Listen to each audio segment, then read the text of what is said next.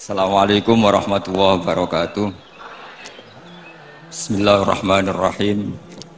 Tabarakalladzi nazzala al-furqana ala 'abdihi liyakuna lil 'alamina nadhira.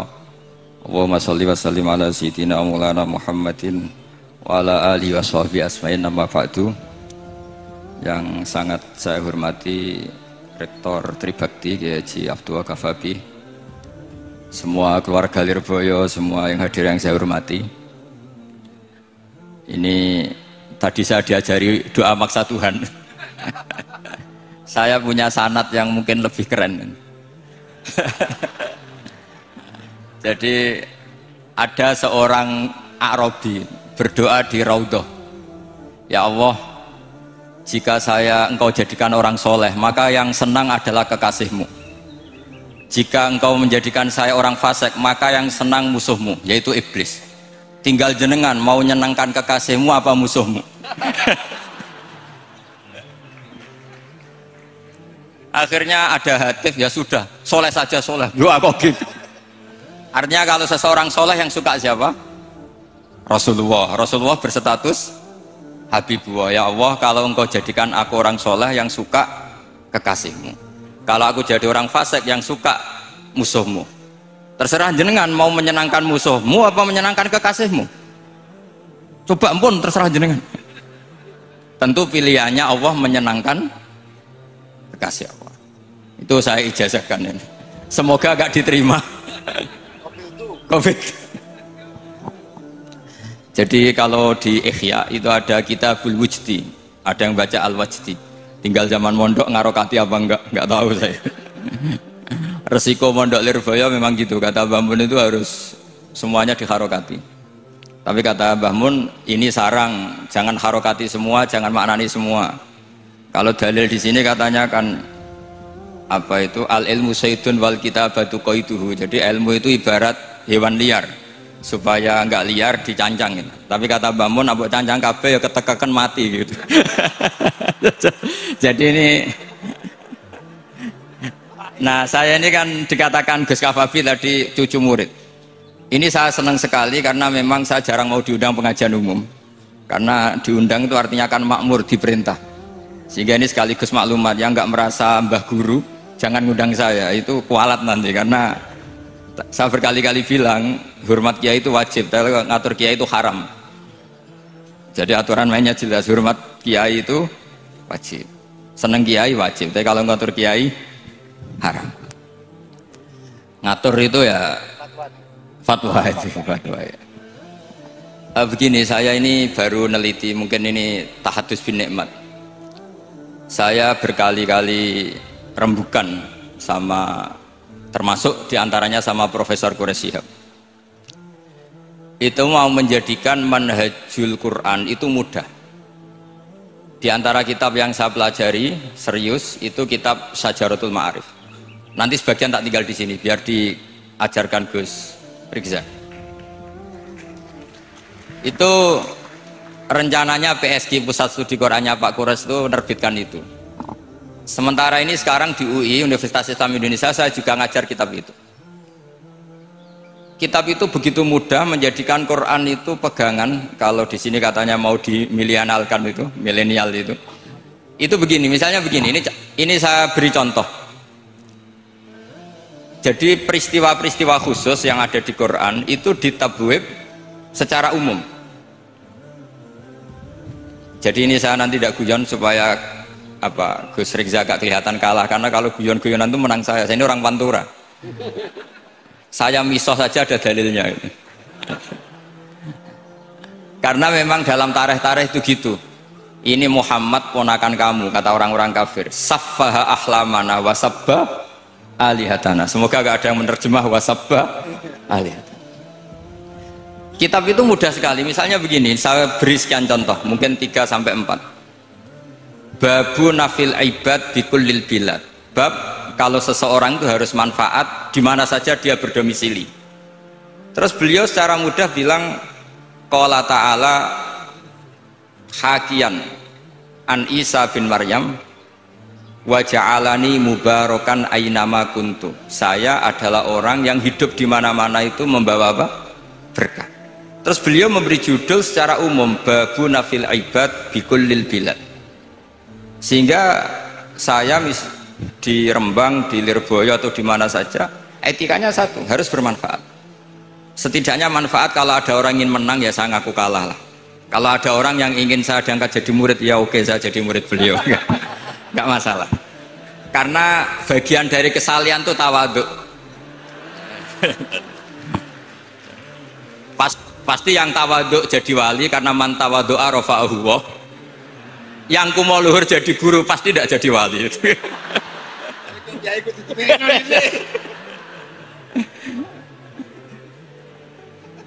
Terus ada bab yang sesuai dalam konteks Indonesia. Itu juga dibabkan umum, babu saddid dzara'i. Bab menutup pintu potensi-potensi yang enggak baik. Terus beliau mengutip qala ta'ala wala tasubbul ladzina yad'una min dunillahi fayasubbullaha adwam bighairi ilm. Jadi dulu para sahabat saking semangatnya berislam, itu saking semangatnya itu sering bilang jancuk Lata, jancuk Uzza. Jadi ini tidak jauh-jauh dari misoh karena memang sudah dicap cangkem elek tadi. Terus mereka tanya, lalu kalau Tuhan saya jancuk, bahayanya jancuk juga Tuhan kamu. Akhirnya Allah bilang gini, Muhammad, umatmu kandhane aja misoi brolo, korbane aku. Makanya terusannya ayat fayasubbuha adwam bi khairil. Dan itu oleh Syekh Izzuddin bin Abdissalam yang dikenal sebagai Sultanul Aulia itu dibabkan mudah sekali. Babu saddid dzara'i. Jadi kalau kamu ingin Allah tidak dipisoi, Islam tidak disakiti, kamu jangan menyakiti agama lain. Itu bagian dari mencintai Islam. Jangan kira kita hormat sama agama lain karena ikrar, tidak, itu bagian dari mencintai Islam. Terus mengutip sekian hadis, la yasubbur rajulu abahu. Sebagian riwayat la yal'anur rajulu abahu. Ada yang baca la yal'ani, terserah lah. Kalau nahiya la yal'an sapa rajulu, terserah. Apa khobar bimanal amri, apa bacanya la yal'an itu bisa dipasul masail nanti itu. Jangan sampai seseorang tuh misoi bapaknya. Kata para sahabat, wa kaifa yasubbur rajul abahu. Bagaimana mungkin seseorang misoi bapaknya sendiri? Kata Rasulullah, yasubbu abar rajuli fayasubbu abah. Wa yasubbu ummar rajuli fayasubbu ummah. Dia misoi bapaknya orang lain kemudian dibalas bapaknya dipisah. Ini penting saya utarakan. Jadi mudah sekali. Terus dibabkan di bab umum itu babu saddid dzara'i.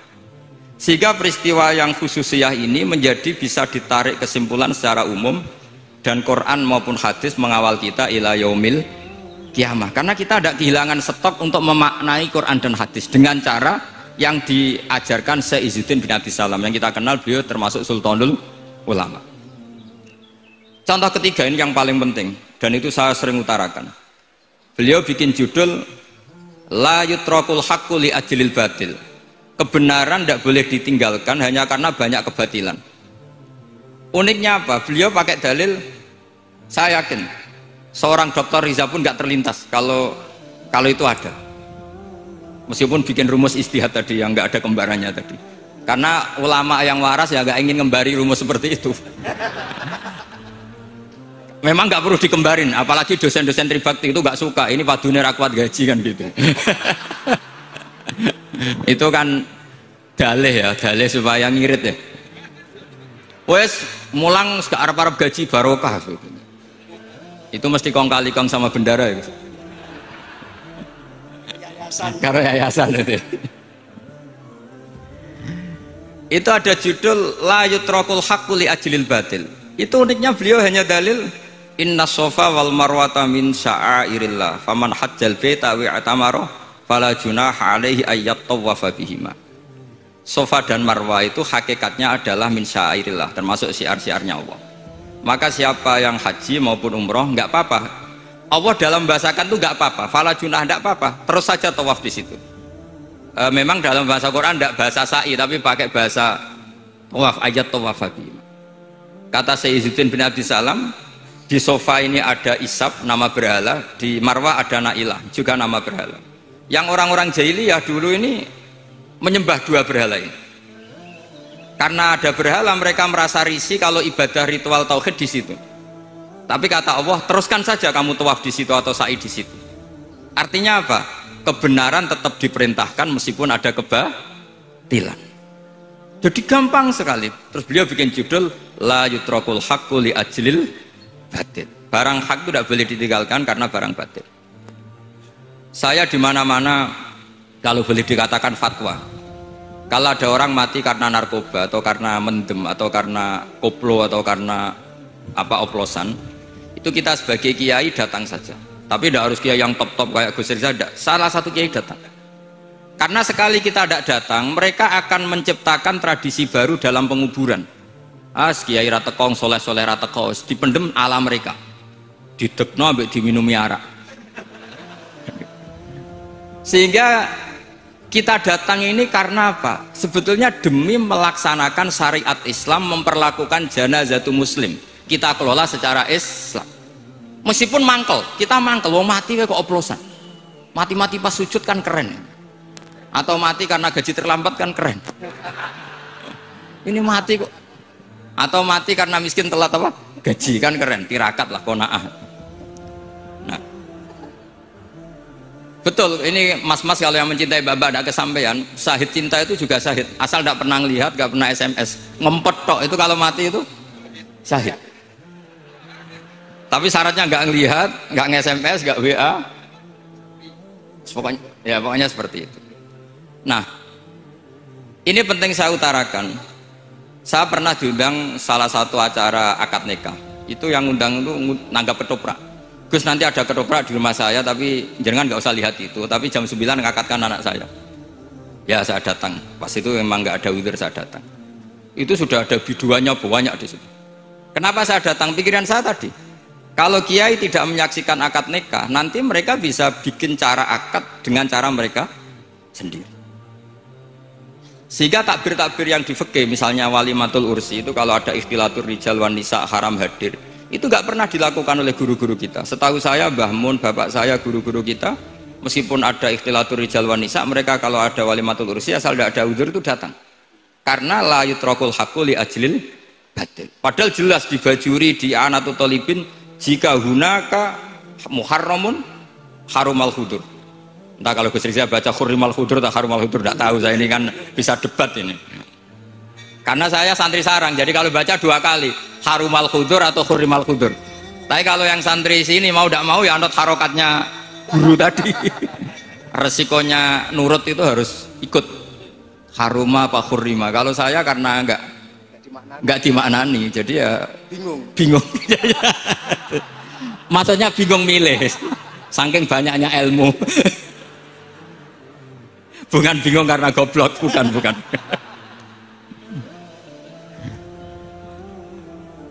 Ini penting saya utarakan. Jadi judul itu penting sekali. La yutrakul haqqu li ajlil batil. Contoh keempat, babu tolabil manzilah. Seorang yang terpercaya itu boleh cari pangkat di pemerintahan. Beliau dalilnya gampang sekali. Yusuf ketika merasa mampu mengendalikan ekonomi, ketahanan pangan zaman itu, beliau matur ke Aziz, ke penguasa Mesir, qala ja'alni ala khazainil ard. Jadikan saya sebagai pengelola hasil bumi. Inni hafizun alim, saya ini orang terpercaya, saya ini orang yang pinter. Maka ngaku pinter itu boleh asal pinter betul. Karena Nabi Yusuf bilang inni hafizun alim. Ini sudah 4, sampai berapa? 7 sampai 7. 5 aja nanti ilmunya habis. Jadi saya mohon nanti kitab itu saya tinggal 1, tolong dipelajari teman-teman supaya apa ya, ada cara mudah. Dan kitab itu pernah dibaca Syekhina Kiai Maimun di Sarang, pernah tak bawa ke Jakarta, saya diskusikan dengan Pak Profesor Quraisy Shihab. Terus sekarang juga dalam proses diterjemah. Tapi saya mohon ini yang nggak penting, terjemahnya itu tidak penting. Ini anak-anak Lirboyo kan bisa ngartikan sendiri, bukan sekedar terjemah tapi ngartikan sendiri. Itu unik, cara memahami itu unik sekali dan mudah. Jadi setiap peristiwa khusus itu diberi judul umum. Nah barokahnya judul umum ini, Quran itu menjadi ngawal kita ila yaumil qiyamah. Tapi kalau itu kamu anggap ini peristiwa Yusuf, ini peristiwa Yakub, peristiwa Ibrahim, maka seakan-akan Quran itu tidak untuk kita. Makanya tadi, misalnya wala tasubul ladina dibabkan babu sadid dzara'i. Itu semudah itu, segampang itu. Sehingga dalam kitab Minhajul Abidin diterangkan ada seorang wali yang takut dosa karena banyak perempuan cantik yang pakai celana pendek, banyak bulat lah di dunia itu. Singkat cerita dia uzlah, dia santai-santai di gunung makan rerumputan. Terus ada wali yang kelasnya lebih tinggi. Kamu di sini ngapain uzlah? Kenapa? Meninggalkan dosa. Terus digojlok sama wali yang lebih senior. Kira-kira ya saya gojlok Gus Rizal gitu. Kata si wali yang lebih senior tadi, taraktum ummata Muhammadin fi aidil mubtadi'ah. Sebetulnya kamu itu tidak menghindari dosa, tapi malah parah. Ketika umat tidak kamu pimpin, artinya membiarkan dipimpin kelompok lain, dan itu bisa orang ahli bid'ah, bisa orang kafir, bisa yang lebih menyesatkan. Jadi uzlah itu tidak solusi. Ini pentingnya pembanding. Jadi gak apa-apa nanti setelah saya ngisi dikasih kesempatan untuk bully saya, gak apa-apa. Saya terlalu sakti untuk dikalahkan. Jadi artinya muhibin saya itu gak ngefek lah kalau saya diadili siapa? Gus Riksa. Gak ngefek. Jadi menurut saya nanti tak kasih kesempatan untuk ngadili saya. Terus setelah itu selesai, saya tidak jawab lagi. Sebagai latihan calon wali itu harus sabar, man. Jadi wal kadhiminal ghaidha wal afina anin nas. Jadi setelah saya dibully nanti saya bilang sudah, saya maafkan, wassalamualaikum, terus gitu. Terus contoh yang paling ekstrim gini Gus Rizal, ada contoh babu jawazin namimah limaslahatin. Bab boleh adu-adu itu mengadukan satu peristiwa yang buruk ke orang lain karena maslahat. Itu contohnya unik sekali. Saya ini bingung, masa ada namam atau namimah kemudian ditoleransi. Terus beliau pakai dalil wajah arojulum min aqsal madinati yas'a qala ya Musa innal mal'a ya'tamiru nabikal yaqtulu kafakhrus innilaka minan nasihin. Musa, saya ini pegawai kerajaan Fir'aun, saya termasuk perwira di kerajaan Fir'aun. Saya tahu rapat tadi malam itu memutuskan menangkap kamu untuk dibunuh, maka kamu harus secepatnya keluar dari Mesir. Itu kan sebetulnya tipikalnya agak namimah, adu-adu, tapi limas lahatin. Itu mudah sekali kitab itu. Jadi saya mohon anak-anak Tribakti yang mau mengkaji Quran ingin alim, pakai kitab itu. Saya jamin kalau khatam pasti alim, khatam paham maksudnya. Daripada sampean pakai metode usul fikih itu keruwetan, karena selain judulnya sudah ruwet, ulul usul itu sudah ruwet. Dulu saya ngaji di Sarang itu semua satu kelas itu semuanya dapat 4 tuh. Kecuali saya tidak dapat nilai karena gurunya bingung biji. Tidak tahu bingungnya itu karena dianggap terlalu alim atau terlalu goblok, tidak tahu saya. Yang jelas usul fikih saya itu nggak ada nilainya. Begini kalau dalam usul fikih kan begini. Ya ini agak menghormati pasca sarjana, jadi agak-agak ruwet biar kesannya itu ya intelek atau pinter lah gitu. Kalau guyon terus itu kan nganggep sampean itu isane mau paham guyon itu, jadi gak ngergani orang seperti orang guyon terus itu. Tapi ini agak serius. Begini, misalnya saya sebagai kiai ngundang Zaid, kamu kesini, saya jelas sebut Zaid kesini, ada tamu gitu. Sebetulnya saya ingin Zaid apa ingin cah dalam siapa saja asal bisa melayani tamu. Zaidun itu zikrul ba'di wa iradatil kul apa zikru Zaidin fi aini. Itu kan jadi perdebatan di ilmu usul fikih. Ketika Zaid gak ada, terus di situ ada pelayan yang bernama Bakar Umar gak datang, pasti kayaknya marah. Cek sombong ya santriku, tak udang rano sing moro. Terus misalnya anak-anak bilang, Pak Yai Anda kan tadi manggil Zaid, tidak manggil kita. Cek goblok maksudku ono sing nyuguhi teh. Ora kudu Zaid, Bakar Umar ya kena. Bocah kok goblok kan mesti gitu.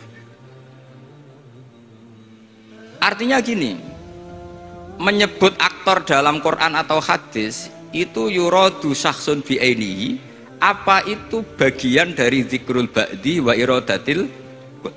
Sehingga semua peristiwa di Quran entah itu nyebut Fir'aun berarti mewakili orang togo, orang yang lacut. Menyebut Musa mewakili orang baik. Apa bagaimana? Itu jadi perdebatan. Lah itu di kitab usul fikih itu penjelasannya ruwet sekali. Sehingga mungkin misalnya begini dalam satu kaidah usul fikih. Hormati tamu yang datang ke saya, siapa saja. Setelah itu saya ralat, hormati Zaid jika datang bertamu ke saya. Dalam usul fikih itu potensi Zaid ini menjadi mukhassis, berarti siapa saja menjadi batal karena ditaksis kata Zaid. Ada potensinya begini, siapa saja tetap berlaku, dan kiai menyebut Zaid adalah zikru ba'di afrodi dzalikal kulli, menyebut individu dari kuliah yang masuk. Jadi tetap hormati tamu siapa saja, yang termasuk siapa saja adalah Zaid. Apa siapa saja tidak menjadi hukum karena terganti hanya khusus Zaid. Itu jadi perdebatan di perdebatan usul fikih. Jadi terlalu ruwet. Tapi kalau di kitab tadi yang Syajaratul Ma'arif karangannya Izzuddin bin Abdissalam itu gampang sekali. Saya baca itu min awali hatta akhir itu tidak ada yang iskal, gampang sekali, mudah sekali. Karena tadi mungkin dikarang ahlinya dan dibaca oleh ahlinya, jadi gampang sekali ini. Jadi semudah itu, istidlal itu gampang sekali. Ya saya ulang lagi tadi karena ditulis orang ahli dan dibaca oleh orang ahli. Tapi saya pastikan kitab itu tuh mudah sekali. Kenapa saya menyarankan begitu? Karena begini. Sekarang itu banyak orang menafsirkan Quran karena hanya melihat terjemah atau dengar-dengar dari orang lain. Sementara kita yang gudangnya, kita ya semua lah santri sarang Lirboyo semua, itu tidak mau memulai. Andai kan kita mau memulai, maka kita akan tahu apakah zikrus syekh itu menjadi takyin harus itu, atau zikrus syekh itu zikrul ba'di wa iradatil qul. Saya beri contoh masalah hukum fikih karena ini bidang saya dulu ketika muda sering makili Anwar Musyawarah di Lirboyo.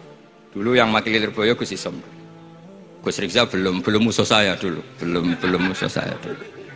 Jadi kalau musuhi saya itu terlambat, saya sudah sufi, sudah agak ahli fikih, sudah pensiun, bukan karena sudah bodoh tapi sudah ben diurusi sing nom-nom gitu.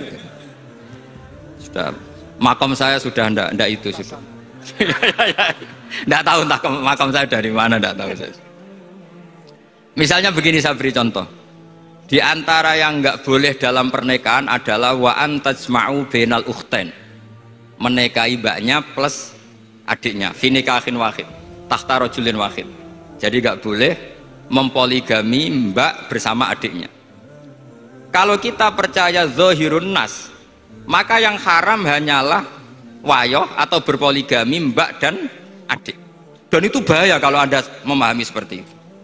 Zaman Rasulullah Sugeng ngendikan ditambahi satu tok sama Nabi. Wala benal mar'ati wa ammatiha wala benal mar'ati wa kholatiha. Itu kalau orang Jawa kan satu, karena bulek dan bude orang Jawa itu sama, dari bapak ya bulek, dari ibu juga bulek. Tapi kalau orang Arab bilang min jihatil ab disebut ammah, min jihatil dikatakan kholah. Nabi zaman Sugeng itu hanya nambah itu tok. Juga agak boleh menikahi ponaan plus buleknya atau menikahi buleknya plus ponaannya. Kemudian oleh ulama fikih ditambahi satu kaidah, dua perempuan yang kalau saja laufurido itu kalau saja diandekan yang satu lelaki tidak boleh nikah, maka orang ini tidak boleh dijamu dikumpulkan tahta rajulin wahid. Berarti memasukkan siapa saja, mbah dan cucunya, perempuan dan buleknya, perempuan dan saudaranya. Nah, artinya gini, andekan yang disebut Quran itu menjadi itu saja hukumnya, maka yang haram poligami hanya mengumpulkan mbak dan adiknya, karena Quran hanya bilang wa antajma'u bainal ukhtain. Tapi tentu itu kebodohan. Mesti gak tahu ngaji usul fikih. Kitab yang pantangannya orang banyak, ya pantangannya gurunya bareng. Jadi itu bukan pantangan muridnya saja, ya pantangan gurunya bareng. Akhirnya apa? Itu kita analisis bahwa ini mimbabi dzikril ba'di wa iradatil qul. Mungkin ada ulama yang era Imam Syafi'i meredaksikan wa antajma'u bainal ukhtain ibaratun anil jam'i bainal mahromen. Apapun itu, tetap ukhtain di sini itu satu percontohan mengumpulkan dua perempuan yang ada hubungan mahram, entah karena saudara kandung atau bulik bude atau mbah sama cucu. Lalu pertanyaannya, kenapa Quran tidak menyebutkan mbah dan cucu? Kebayang nggak misalnya Gus Rikza nikah orang perempuan cantik umur 25 plus mbahnya umur 70 tahun? Nggak mau membayangkan. Katanya tidak mau membayangkan. Artinya gini, orang waras itu tidak akan melakukan seperti itu, maka nggak perlu dilarang. Tapi nak rabi bae sesuai gedon jebule ayu adi itu banyak. Terus dongano bae mati itu banyak itu. Sehingga yang potensi bahaya itu wa antas mau penal ukten. Karena yang potensi nakal itu ya itu tadi. Ro nambake luwe ayu rabi adike, semoga kalau sedang keluarga orang lain ceraikanlah. Ngene maksa. Ngene maksa itu mau.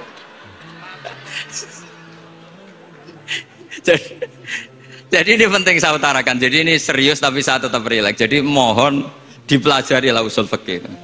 Kalau usul fikih Anda kesulitan, pelajari saja kitab Syajaratul apa? Ma'arif. Nanti kitabnya saya titipkan ke siapa saja Pak. Insya Allah sampai ke kursi saya. Apa kitab Syajaratul Ma'arif. Itu menurut saya kitab terbaik dalam mempermudah memahami Quran. Ya modelnya begitu. Misalnya tadi babu nafil ibad bikulil bilad, bab seorang hamba sebaiknya di mana saja bermanfaat. Terus cerita tentang Nabi Isa, wa ja'alani mubarakan aina ma kuntu. Saya masih ingat baca kitab supaya Pondok Lirboyo bangga bahwa cucu muridnya alim alama. Jadi ini bagian dari itu. Wong putu muridnya we alim, bangunnya murid Lirboyo ra alim, wong putune we alim kan gitu. Jadi kalau sampai ndak alim dosa gede. Saya kata Gus Kafabi kan putu murid, wong putune we alim mosok muridnya gak alim. Awas nak keman gak alim, sini-sini wong. Jadi harus mengkaca putune we alim, apalagi apalagi anak pas.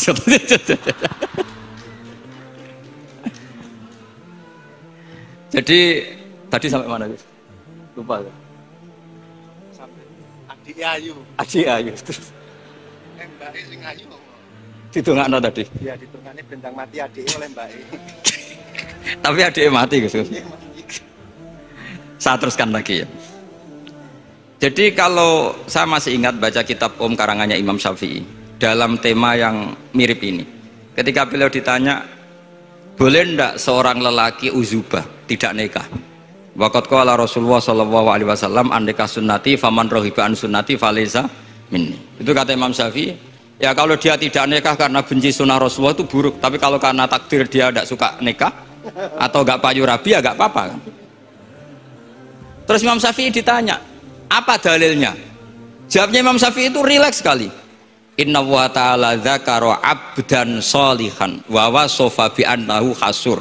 Terus beliau baca ayat wasayyidaw wa hasura wa nabiyyam minas sholihin.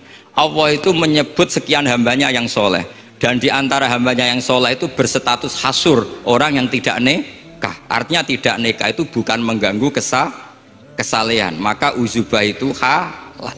Semudah itu dulu orang memahami Quran. Kok sekarang jadi sulit tuh salah gurunya apa salah muridnya?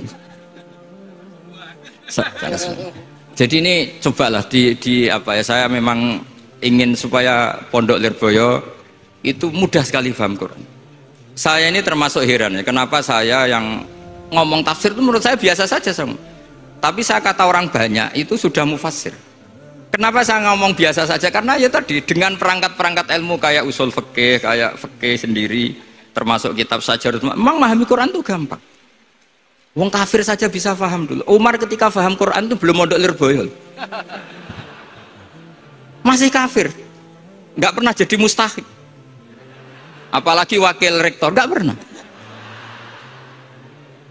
Tapi ketika adiknya Fatimah baca Quran, Toha ma anzalna alaikal qur'ana litashqa illa tazkiratan limai, itu dia paham dan menjadi masuk Islam. Itu coba fahamnya itu sama ngajinya dulu mana? Dulu fahamnya karena Quran itu muyassar, mudah. Pernah ada seorang ustadz yang mungkin kalau sekarang agak ekstrim lah. Sama ndak usah bilang cingkrang, ndak usah, pokoknya agak ekstrim ini. Kamu kok senengannya nuduh orang gitu. Sampai saya kadang ketularan, saya ini orang baik gak suka nuduh orang gitu. Itu ada orang yang agak ekstrim itu, datang ke Harun ar-Rasyid. Ya Amirul Mukminin gitu. Inni nasihun laka famusyaddidun alaika. Fala tajidanna alayya fi nafsika syai'an. Saya ini orang baik-baik, ingin nasihati jenengan, cuma saya agak kasar.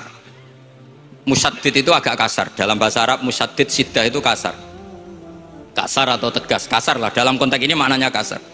Fala tajidanna fi alayya fi nafsika syai'an. Mohon jangan dimasukkan hati. Apa kata Harun Rasyid? Ngendikan itu mudah sekali dan itu sangat Qur'ani. Kata Harun ar-Rasyid, uskut ya ustad. Sebagian riwayat uskut ya jahil. Hei orang bodoh, kamu diam. Inna Allaha ta'ala ba'atha man huwa khairun minka ila man huwa syarrun minni. Wa ma'adzalika qala ta'ala faqula lahu qawlan layyinan la'allahu yatadzakkaru aw yakhsha. Kamu diam hei ustad bodoh. Allah Ta'ala itu mengutus orang yang lebih baik ketimbang kamu, yaitu Nabi Musa, ke orang yang lebih buruk ketimbang saya, yaitu Fir'aun. Itu saja harus beretika. Faqula lahu qaulal layyinan. Kok kamu sama-sama muslim mau main kasar sama saya? Kitabnya mana? Kira-kira seperti itu. Akhirnya Ustadz tadi, ternyata jenengan lebih alim, mboten sios. Semudah itu orang memahami Quran. Inna wa ta'ala qad ba'asa man huwa khairun minka ila man huwa syarrun minni. Fa inna wa ta'ala ba'asa Musa. Wa Musa tentu lebih mulia ketimbang Ustadz ini. Ila man huwa syarrun minni. Saelek-elek Harun Rasyid itu jelek Fir'aun. Musa yang Rasul yang orang sangat baik diutus ke orang yang sangat buruk yaitu Fir'aun. Itu saja beretika faqula lahu qaulal layyin. Harus sopan. Jadi kayak apa? Saya bayangkan kayak apa bahagianya kita kalau melihat santri-santri ini memahami Quran seperti ini. Itu kan mudah. Mudah, nggak perlu dokter, bisa, juga perlu. Bisa, maksudnya bisa ya, maksudnya bisa. Nggak perlu dapat honoris causa dari apa tadi? Profesor cangkem elek tadi. Jadi karena Quran itu dalil, kata Ibnu Abbas, Al-Quran dalil. Dalil itu mudah ditaklukkan, dibawa kemana saja itu bisa. Nah ini yang terakhir, khasnya NU itu wasilah. Ini terakhir, nanti setelah ini selesai. Tapi saya mohon MC atau moderator atau siapalah ngasih waktu Gus Rizal untuk bully saya. Dan saya jamin tidak tak balas. Tidak tak balas dan saya latihan legowo. Legowo tadi wal afina aninas. Sudah itu kata Rasulullah kan gitu. Orang yang meninggalkan debat padahal dia benar, bana wahu betan fi badil jannah. Jadi sudah saya ingin masuk surga lah, tidak usah repot-repot berdebat. Wasilah misalnya Gus Kafabi niru Mbah Makhrus atau Mbah Mun niru Mbah Karim niru Mbah Khalil Bangkalan sampai guru-gurunya. Karena zuriyatam ba'duha min ba'd. Saya juga alhamdulillah kemarin 3 bulan yang lalu, 4 bulan yang lalu Pak Said itu nyari nasabnya di Kudus. Kebetulan beliau sudah dengar-dengar kalau saudaranya Mbah Sahal. Mbah Sahal itu sepupunya Mbah saya, nyari-nyari ketemu beliau senang sekali. Cuma terakhir tanya saya, Gus, saya dengan kamu tua mana? Tua saya, buyut kamu adik buyut saya, kata saya. Nyai Fadilah itu saudaranya buyut saya, Mbah Maksum, buyut saya. Yang di Pondok Damaran, saya sampai sekarang masih ngajar di Pondok Damaran, belakangnya Masjid Menoro itu. Mbah Mun pernah cerita gini, orang itu banyak yang anti wasilah. Wasilah itu ya niru guru, gurunya guru. Langsung niru Kanjeng Nabi. Atau langsung niru pangeran kan. Itu Mbah Mun saya masih ingat betul dalilnya mau ihdinas siratal mustaqim siratal ladzina an'amta 'alaihim. Jalan yang lurus adalah mengikuti orang-orang yang telah engkau beri nikmat. Kenapa Allah tidak ngendikan siratoka jalan kamu, jalan engkau? Allah itu tidak makan. Bagaimana cara kita niru Allah makan? Wong Allah tidak makan. Allah tidak tidur. Bagaimana kita niru Allah tidur? Fa inna Allaha la ya'kulu wa la yanam wa la yashrab. Nah, niru itu ya orang, kata Bamun, karena manusia itu hadis, Allah itu qadim. Jadi tidak ada hubungannya barang hadis dan barang qadim. Jika kalau ingin niru ya niru manusia. Manusia itu siapa? Ya tentu masternya Rasulullah. Tapi kan walau lala ulama lama arafnal anbiya. Tanpa ulama kita tidak tahu Nabi melakukan apa, karena ini butuh sanad. Masyhur itu walau la murabbi lama arafna rabbi. Tanpa murabbi kita tidak tahu rabbi. Nah, ini penting saya utarakan sehingga di Quran itu setiap orang baik itu disebutkan orang-orang baik itu siapa? Ulaikal ladzina an'ama Allahu 'alaihim minan nabiyina min dzurriyyati Adam wa mimman hamalna ma'anu wa min dzurriyyati Ibrahim wa Israila wa mimman hadaina wajtabaina.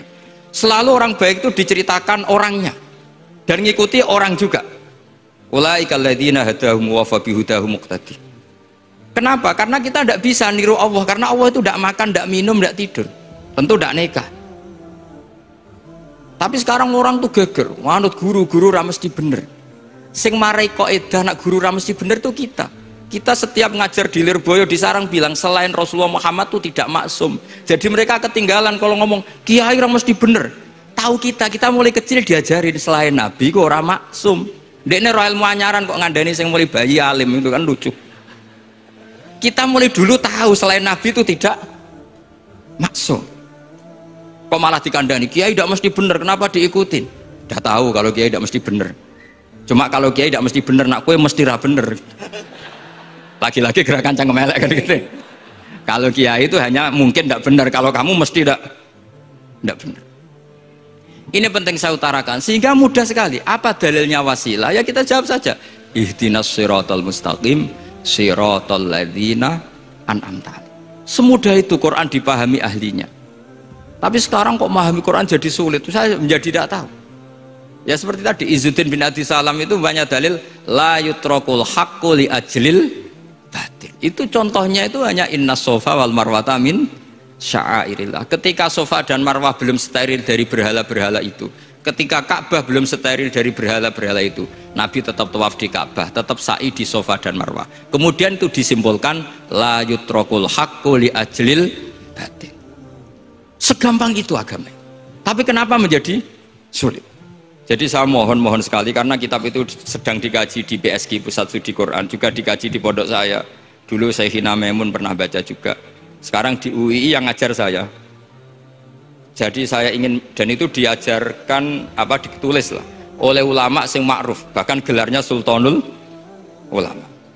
Dalam kasofnya Sayyid Abil Hasan Asyadzili, dalam kasuf beliau mengatakan, saya pas kasuf dengar satu suara, satu hatif, ya Ali, ma'ala wajil ardi, tidak ada di muka bumi ini kajian fikih sing abha, yang lebih bersinar, yang lebih moncer ketimbang kajian Izzuddin bin Abdi Salam. Dan tidak ada kajian ilmu hadis mengalahkan kajian Abdul Azim Al-Mundhiri yang ngarang At-Targhib itu. Era Sayyid Jawa Abil Hasan Asyadzili. Dan tidak ada kajian ilmu hakikat sing abha min majlisika. Dan alhamdulillah kita punya kitab itu, Qawaidul Ahkam Syajaratul Ma'arif Izzuddin bin Abdi Salam. Juga kita punya kitab Abdul Azim Al-Mundhiri, karena kita pakai At-Targhib At-Targhib itu mukhtasornya Muslim juga. Dan tentu kita juga punya Abul Hasan Asyadzili, karena kita rata-rata ngaji hikam, kita tahu hikam adalah muridnya Abdul Abbas Al-Mursi, dan beliau adalah muridnya Abul Hasan Asyadzili. Sehingga kita insya Allah ngalami dzurriyatam ba'duha min ba'd, baik dzurriyah nasabiyah maupun dzurriyah sababiyah. Kayak saya tadi dikatakan Gus Kawabi putu Lirboyo, karena Mbah Mun ngaji di Lirboyo.